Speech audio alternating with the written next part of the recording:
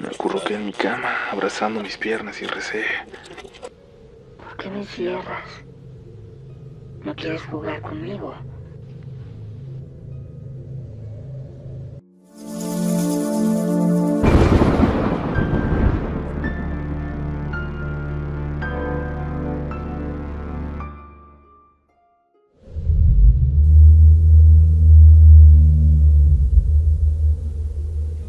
Muy buenas noches a la mejor comunidad de internet, a la mejor comunidad del mundo, a ti que eres parte de la comunidad Relatos de la Noche. Gracias por acompañarnos en una noche más, una noche distinta en la que hablaremos de lo que se aparece en los lugares más cotidianos, de apariciones que parecen anticipar la tragedia, de las señales que solo algunos pueden ver y aunque no entendamos del todo, reconocemos como una advertencia, como una presencia que camina entre nosotros, sin prisa, pero con un propósito, como un fantasma que cuando aparece no lo hace en vano. Así que si están listos para dejarse llevar por el miedo, no ese que se inventa, sino el que nace de lo que ya no podemos ignorar, es momento de apagar la luz, ponerse cómodos y entrar en los siguientes relatos de la noche.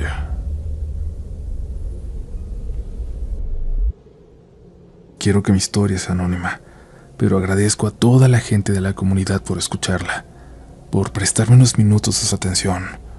Les voy a contar una historia de mi papá, quien murió por el COVID en los peores días del 2020. Era un hombre mayor ya, de más de 70 años, 15 mayor que mi mamá. Fue la persona más trabajadora y buena que conocí. Era muy sensible y creo que lo era en todos los aspectos. Toda su vida pudo ver cosas que los demás no podíamos. En el 2017 yo trabajaba en la Condesa en un estudio. A veces me quedaba hasta muy tarde y mi papá pasaba por mí para irnos juntos a la casa. No le quedaba precisamente de camino, pero no le gustaba que caminara sola, aunque en teoría era una zona segura de la ciudad. Recuerdo que era una noche cálida de septiembre. Salí tarde con una amiga y saludamos a mi papá. Los tres caminamos hacia la avenida Insurgentes para tomar el Metrobús. Mi papá venía contándonos algo. Nos estaba haciendo reír cuando algo vio. Algo sucedió que se quedó callado de repente. Mi amiga pareció no notarlo, pero yo lo conocía. Le pregunté si todo estaba bien y él dijo que sí, pero seguía volteando. Ya habíamos pasado por un edificio no muy alto y él seguía volteando hacia allá, hacia el último piso. Lo ignoré porque mi amiga seguía con la plática. En la estación del Metrobús tomamos caminos contrarios ella y nosotros, pero mi papá ya no platicó más conmigo. Se fue en silencio todo el camino, lo cual era sumamente extraño en él. Ya en la casa yo me fui a acostar sin cenar porque estaba muy cansada, pero mi papá se quedó platicando con mi mamá. En algún momento que salí al baño escuché que bajaron un poco la voz, como si no quisieran que escuchara de qué hablaban. Seguían en la cocina. Me quedé por un momento en el pasillo intentando escuchar, intentando entender por qué todo tan sospechoso. Lo único que recuerdo fue que mi mamá le decía: hace mucho que no la veías, puede que no sea nada, ya tienes los ojos viejos. Me di por vencida. No iba a entender y ya después habría tiempo de preguntarle a mi papá. Así que me fui a dormir y dejé el tema por la paz. Pero al día siguiente pasó lo más aterrador que he vivido. Muchos van a coincidir conmigo aquí. A la 1:14 de la tarde, la ciudad se cimbró como yo nunca había sentido.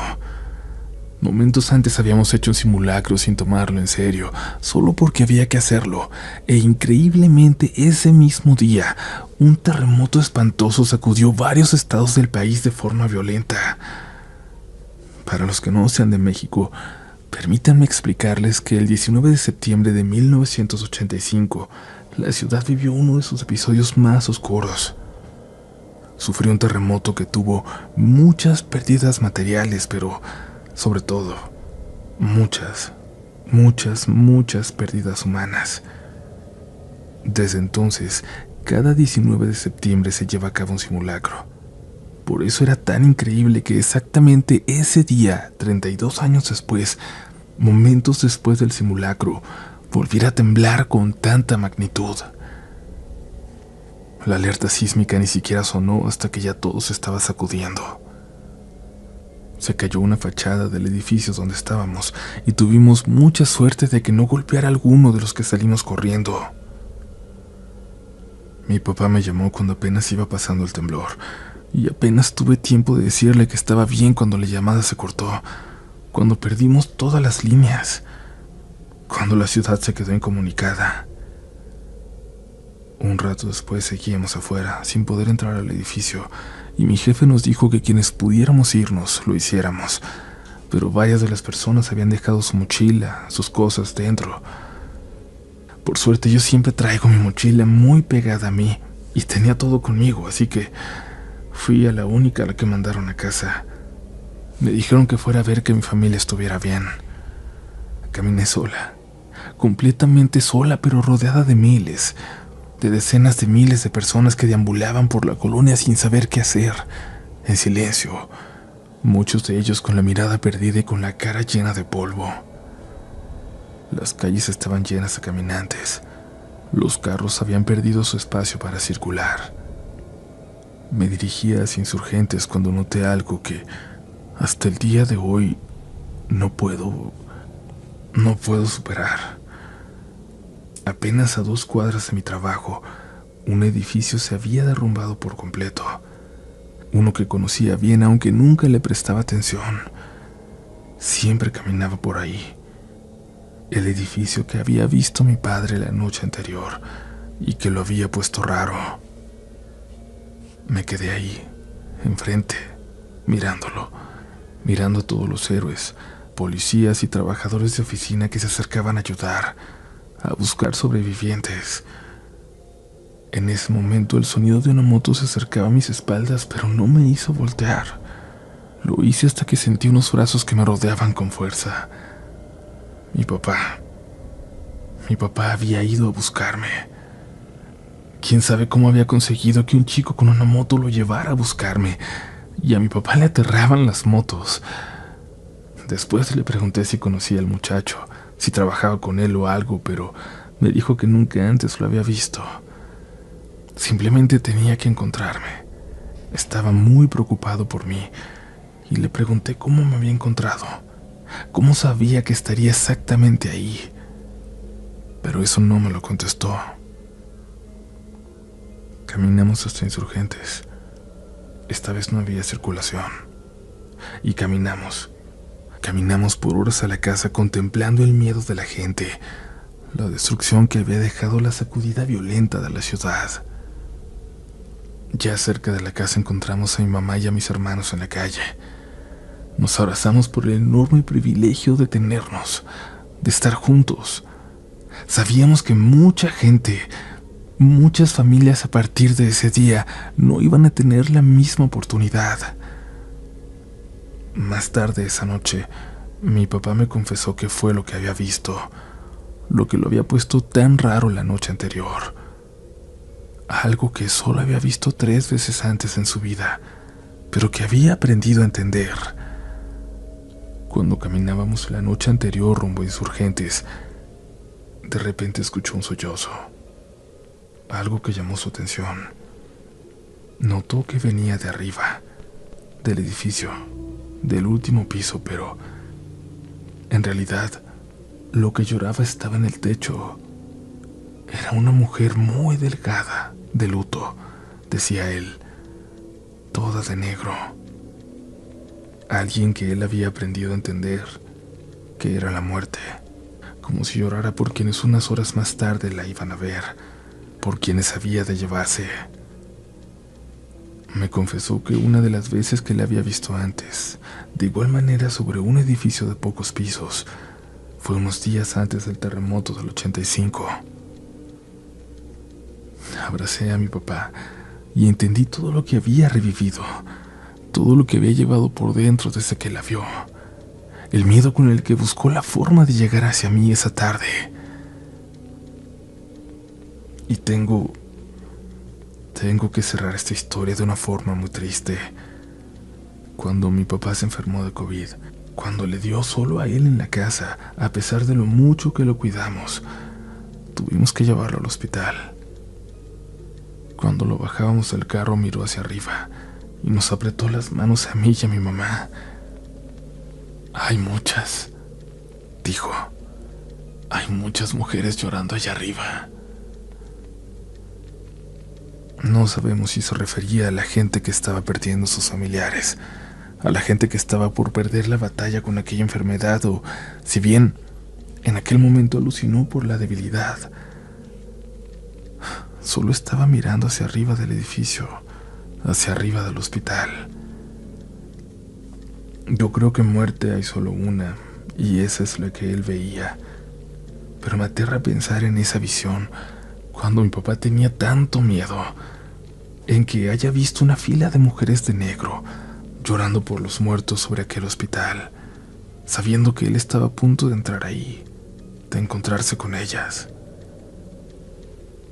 Y eventualmente, ahí perdió él también la batalla. Pero nos quedan para siempre sus historias. Esas no se olvidan si no lo dejamos. Te amo, papá. Y gracias por escuchar, comunidad.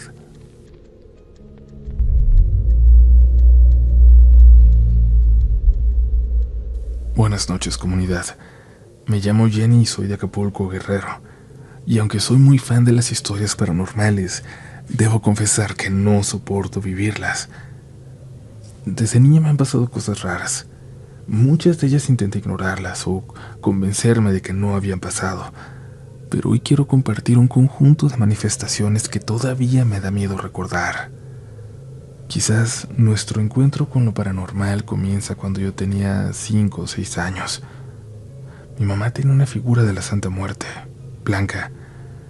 Nunca la usó para cosas malas y en casa la llamábamos la niña.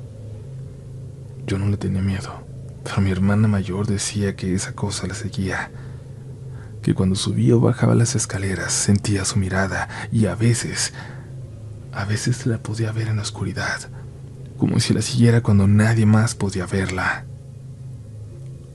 Le reclamaba a mi mamá que la quitara, que se la llevara, que no la quería ahí, y mi mamá siempre le respondía que no debía tenerle miedo. Con el tiempo la Santa Muerte desapareció, o al menos dejó de estar en casa. Mi mamá nunca nos dijo si se la había llevado, si le había regalado o algo así. Simplemente desapareció. Yo no sé si esto tenga relación con lo que vivimos después, con la casa que me hace escribirles esta historia, pero quería comentarlo como un antecedente. Y es que pasaron los años y, después del terrible huracán Otis, nos cambiamos de casa. La que teníamos ya no era segura, ya no la podíamos habitar, así que encontramos una de 3 pisos con azotea. Ahí vivimos 2 familias, mi mamá y yo con mis 2 sobrinas, y en el tercer piso una gran amiga de mi madre, a la que yo siempre consideré mi segunda mamá, ella y sus 2 hijos. La primera noche ahí fue difícil. Apenas habíamos mudado los colchones, y yo dormí sola en un cuarto porque mis sobrinas aún no llegaban. Estaba sola con mi gatita, Emma. La habíamos adoptado después del huracán. La encontramos sola y asustada. Era una gatita blanca con manchas café y ojos azules. Acababa de ser operada para que no tuviera crías, así que estaba recuperándose. Yo dormía con ella y la cuidaba mucho. Esa noche me acosté con audífonos y me tapé por completo con mi cobija blanca favorita. Me sentía segura así, aunque mi mamá siempre me decía que no me durmiera de esa forma porque así se tapan los muertos. Me dormí, pero en la madrugada sentí mucho frío. Cuando desperté, la cobija ya no estaba sobre mí, estaba perfectamente doblada al lado de mi cabeza. Eso me asustó mucho. Yo no me destapo ni cuando hace calor. La extendí y me tapé de nuevo, y noté que Emma no paraba de maullar. Le di de comer, pero no quiso. La bajé al primer piso por si quería usar su caja de arena, pero solo se quedó sentada en una esquina, mirando fijamente hacia las escaleras. Esa noche, no sé cómo por los nervios, pero logré dormirme. Pero al día siguiente les conté todo a mi mamá y a mi segunda madre y me escucharon, pero se quedaron en silencio. Y mi mamá no me creyó. Y es que a nadie le interesa pensar que en su nueva casa hay fantasmas. La segunda noche fue peor. En algún momento de la madrugada escuché cómo tocaban a mi puerta.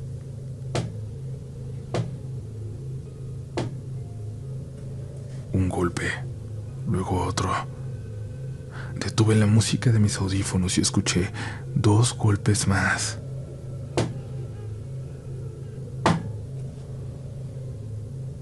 ¿Eres tú, mamá?, pregunté, pero nadie respondió. Solo me quedé quieta abrazando a Emma. Poco después ella empezó a maullar de nuevo. Intenté tranquilizarla, pero parecía estar muy nerviosa. Yo tenía miedo, pero me importaba más Emma, así que tomé valor y salí del cuarto. Bajé a mi gatita al primer piso, intentando distraerla, darle agua, comida, y otra vez se quedó mirando hacia una puerta, como si viera algo en la oscuridad.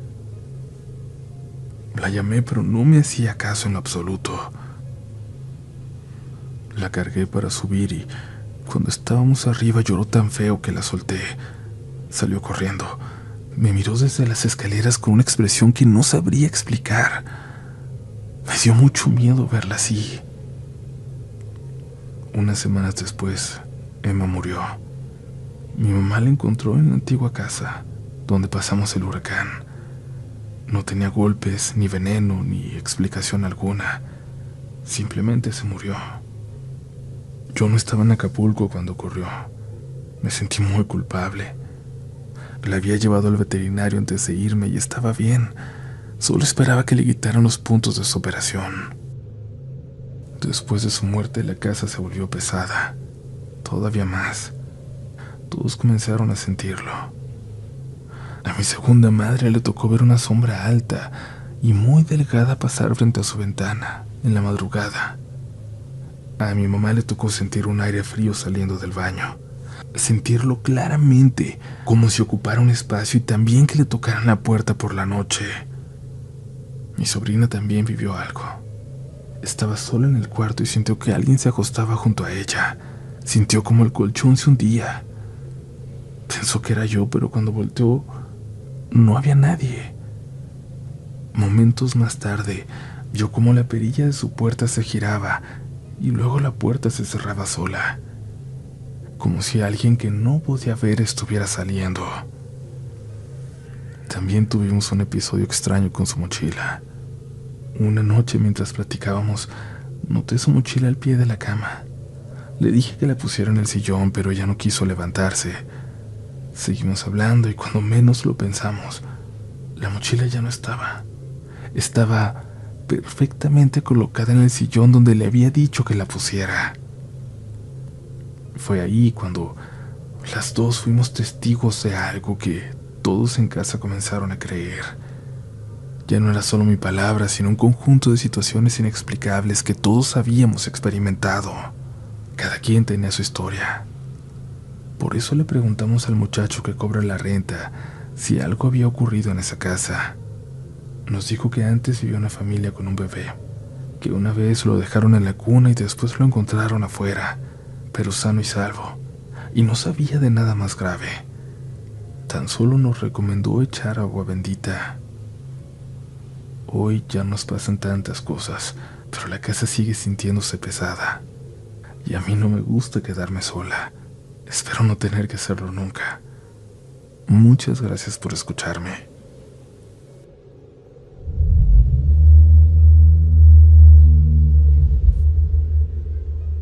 Comunidad, como siempre, gracias por llegar hasta acá, hasta la mitad de este episodio, y por supuesto agradezco la oportunidad que nos dan de llevar a ustedes estas historias.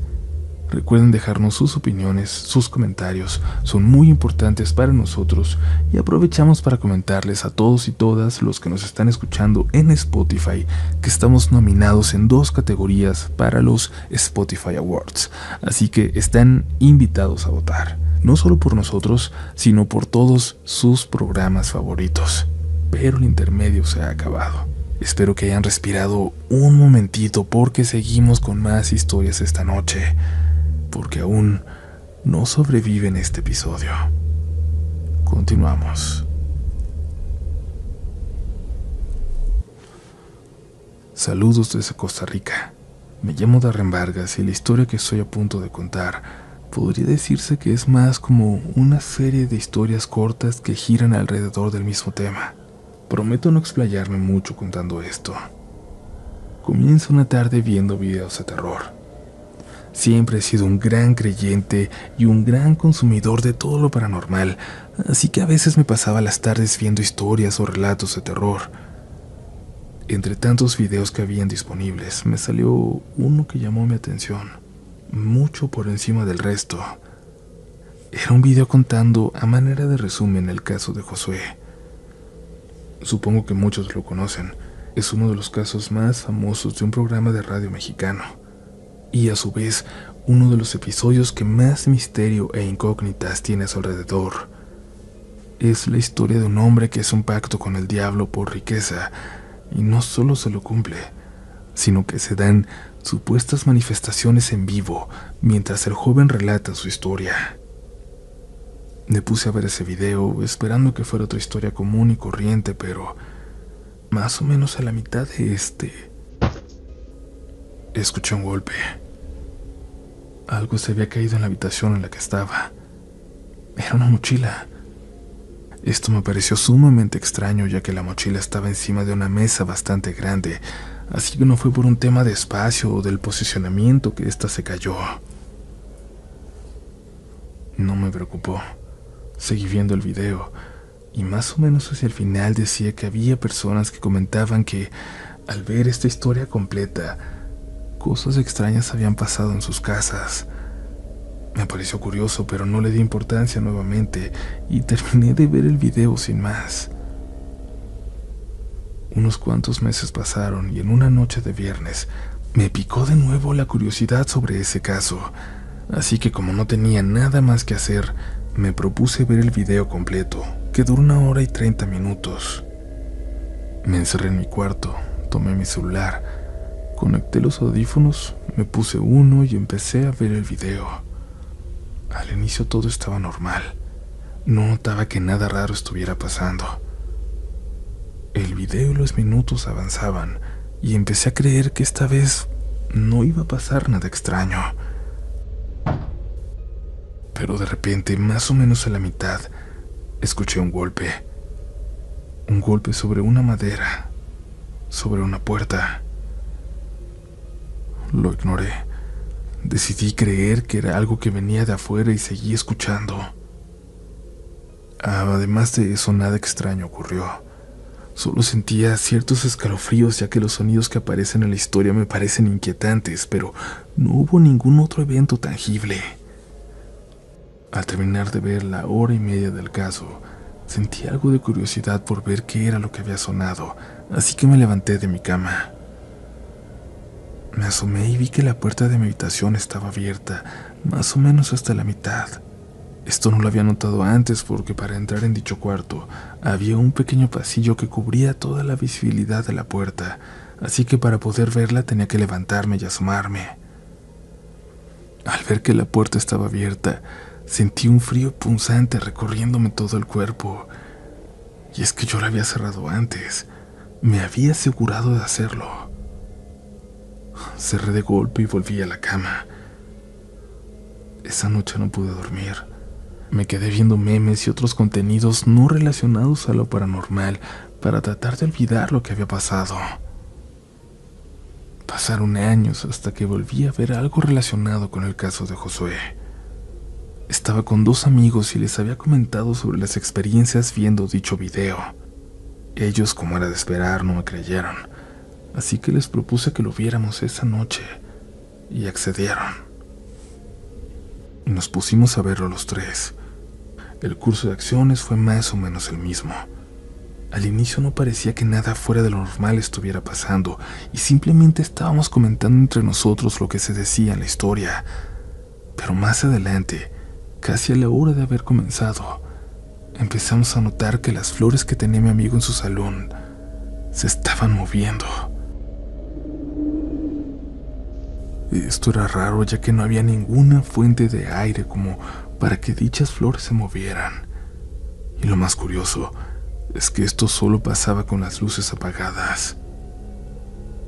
En cuanto prendíamos las luces, las flores se quedaban estáticas, pero en cuanto las apagábamos empezaban a moverse lentamente.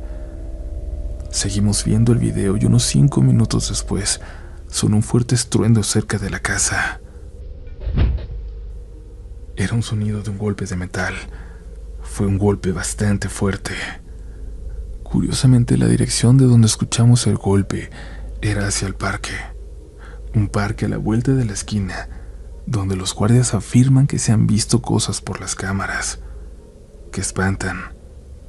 Fue como si algo en nuestro video los hubiera alborotado. Pero a esas horas estaba completamente vacío. No había nadie ahí, ni una razón o una explicación para ese ruido. No pudimos continuar viendo el video después de eso. Desde entonces no he visto nada de ese caso. Si alguien en la comunidad ha vivido alguna experiencia similar con este o con cualquier contenido que crean está de alguna manera cargado de energía, sería genial si pueden compartir sus experiencias en los comentarios, para así ver que no estoy solo. Cuéntenos si les ha pasado. Cuéntenos con cuál.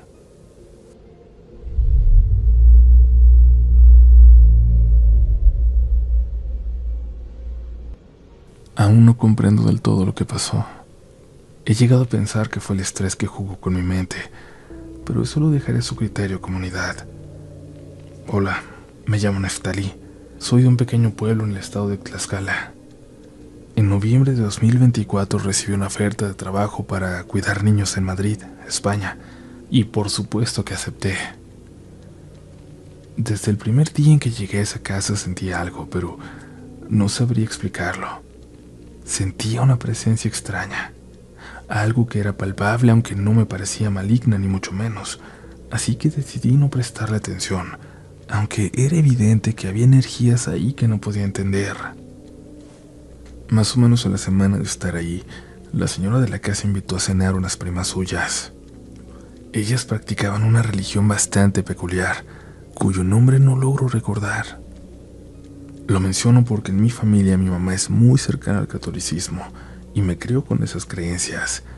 Por eso yo siempre usaba una medalla de San Benito que ella me regaló. Esa noche, mientras preparaba la cena, escuché llegar a las primas. En cuanto pisaron la casa, algo cambió. Esa presencia que había sentido al llegar simplemente desapareció y fue reemplazada por una sensación inquietante, hostil. Buenas noches, escuché a mis espaldas. Me sobresalté y casi grito. Era una de las primas. Luego de tomar aire respondí: buenas noches. Ella me miró de arriba abajo y su mirada se detuvo justo donde colgaba mi medalla de San Benito. En ese instante sentí un fuerte dolor en el pecho, acompañados de náuseas horribles. Sin decir nada más, la mujer se dio media vuelta y empezó a caminar. Esto va a sonar increíble, lo sé, pero en cuanto se fue, la medalla se cayó al suelo y rodó por el piso, como si se tratara de escapar. La cadena se había reventado y no entendía cómo era posible. Era gruesa y resistente. Absolutamente no tenía lógica. Esa noche, cuando terminé mis pendientes, me fui a mi habitación. Las náuseas seguían conmigo. Mi novio me llamó y me quejé con él sobre cómo me sentía. Mientras hablábamos, escuché ruidos en la cocina. Supuse que quizás el señor de la casa había bajado por algo de comer, pero se me hizo raro. Él era muy estricto con su alimentación. Luego pensé que tal vez eran los niños. Terminando la llamada, alguien tocó a mi puerta.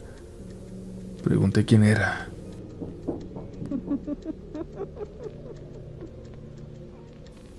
Pero lo único que escuché fueron pasos rápidos, como si un niño corriera hacia las habitaciones. Lo habría ignorado si no fuera porque las pisadas me recordaron a las de la bebé de 2 años que cuidaba. Me pregunté cómo se salió de su cuna, cómo abrió la puerta de su habitación si es tan alta y pesada. Salí corriendo a buscarla, pero no. Ella seguía ahí, dormida en su cuna, tranquila. Me asusté mucho. Quise convencerme de que eran las náuseas y el sueño nada más. Ya casi eran las 2 de la mañana. Mi cuarto y el baño estaban al fondo, justo frente a la cocina. Cuando salía podía verme reflejada en un espejo enorme colgado sobre la estufa. Nunca me han gustado los espejos, y esa noche menos.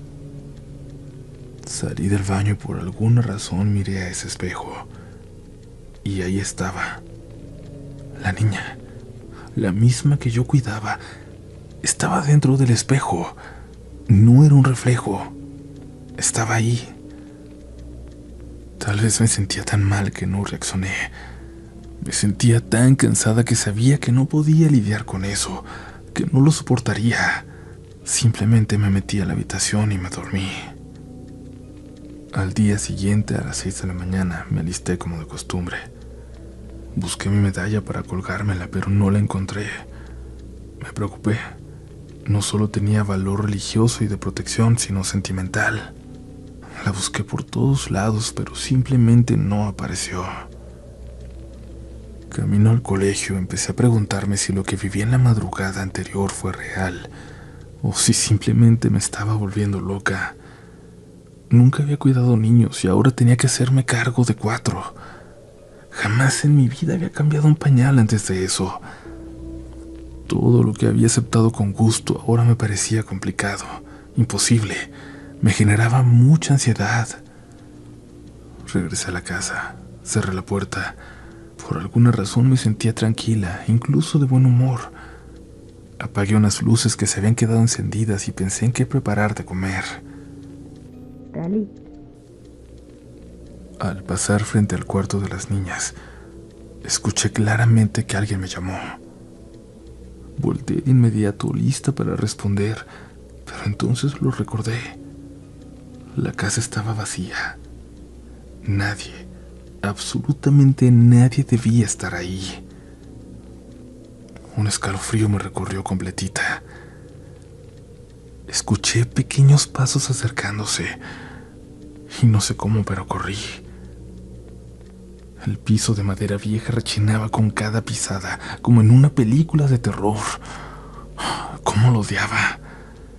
Me refugié en la cocina. Tomé un cuchillo y me pegué contra la pared mirando hacia la puerta. Esperé. Solo esperé. Esperé y esperé, pero no llegó nadie.